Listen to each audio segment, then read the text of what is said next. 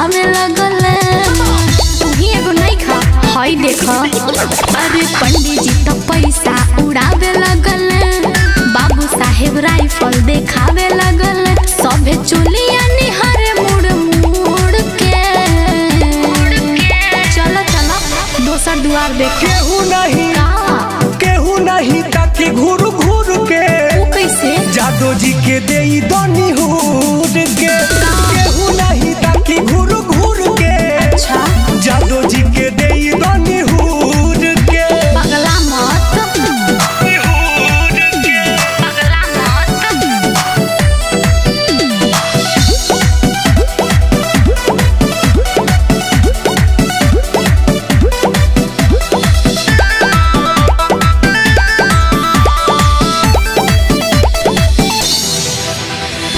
नाचेला कइले बानी रउआनु साटा तब काहे पियला में धरतानी गाटा।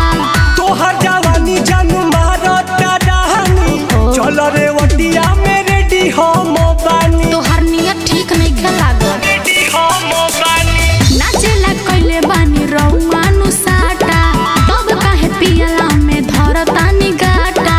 तोहर जवानी जानू मारता डहानी अच्छा। चल रे वटिया मेरे डी हम बानी। तो सुन लो अभी कमी बाटे तोहरा नुलूर के ज्यादा संका मत यादव जी। केहू नहीं ताकि घूर घूर के तो ठीक जादो जी के देई दनी हुर के। केहू नहीं ताकि घूर घूर के जादो जी के देई दनी हुर के। हम ओमे के लइकी ना है बुझली जा हुर के का बुझला हुर के।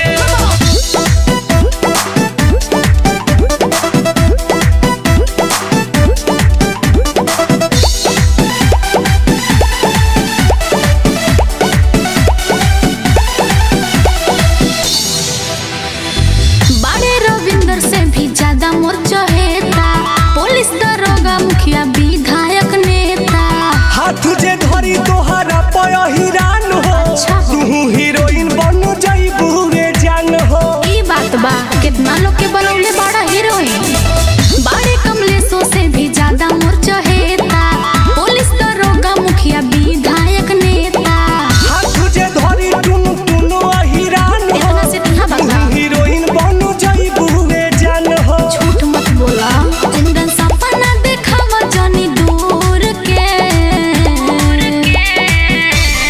बुझला। केहू नहीं ताकि घूर घूर के कैसे हो अनिल जी के देई दनी हुर के। केहू नहीं ताकि घूर घूर के हमरो के देई दनी हुर के। दे दना तो ठीक बा।